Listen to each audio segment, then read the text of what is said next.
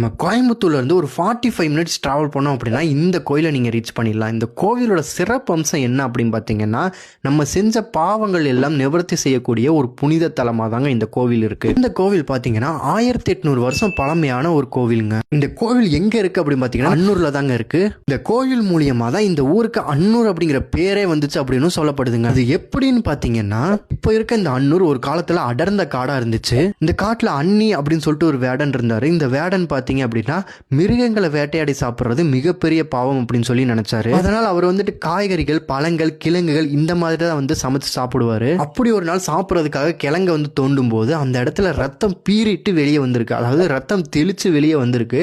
அதை பார்த்து அந்த வேடன் பயந்து மன்னர்கிட்ட போய் சொல்லியிருக்காரு. மன்னர் உடனே அந்த இடத்த ஆழமா தோண்டி பார்க்க சொல்லியிருக்காரு. தோண்டி பார்த்த உடனே பார்த்தீங்கன்னா அந்த இடத்துல ஒரு சிவலிங்கம் தென்பட்டிருக்கு. தென்பட்ட அந்த சிவலிங்கத்தை எடுக்க ட்ரை பண்ணியிருக்காங்க, முடியவே இல்லை. உடனே மன்னர் சங்கிலிகள்லாம் கட்டி யானைகள் மூலமா அந்த சிவலிங்கத்தை வெளியே எடுக்க ட்ரை பண்ணியிருக்காரு. அப்பவும் முடியல. அதுக்கப்புறமா ராஜகுருவோட யோசனையின்படி பூஜைகள், பரிகாரங்கள்லாம் பண்ணியிருக்காங்க. அதுக்கப்புறமா தான் அந்த லிங்கம் வந்து வெளியே வந்திருக்கு. சங்கிலிகள்லாம் போட்டு தன்னை துன்புறுத்தின மன்னனையுமே பார்த்தீங்கன்னா இந்த சிவன் வந்துட்டு என்ன பண்ணாருன்னா மன்னிச்சு விட்டுருக்காரு. ஸோ அதனால இந்த சிவனுக்கு மன்னீஸ்வரர் அப்படிங்கிற பேரும் வந்துச்சு. அன்னி அப்படின்ற ஒரு வேடனால தான் இந்த சிவலிங்கமே இந்த ஊருக்கே தெரிஞ்சது அப்படின்னு சொல்லிட்டு அவரோட பேரை அன்னி ஊர் அப்படின்னு சொல்லி இந்த ஊருக்கு அன்னூர் அப்படிங்கிற பேரா மாத்தினாங்க. இந்த கோயிலுக்கு போனோம் அப்படின்னாலே நம்ம செஞ்ச பாவங்கள் எல்லாமே நிவர்த்தி செய்யப்பட்டு மன்னிப்பு கிடைக்கும் அப்படின்னு சொல்லி இப்போ வரைக்கும் நம்பப்படுதுங்க. இந்த கோவில்ல மன்னர்கள் பற்றின 51 கல்வெட்டுகளும் இருக்கு.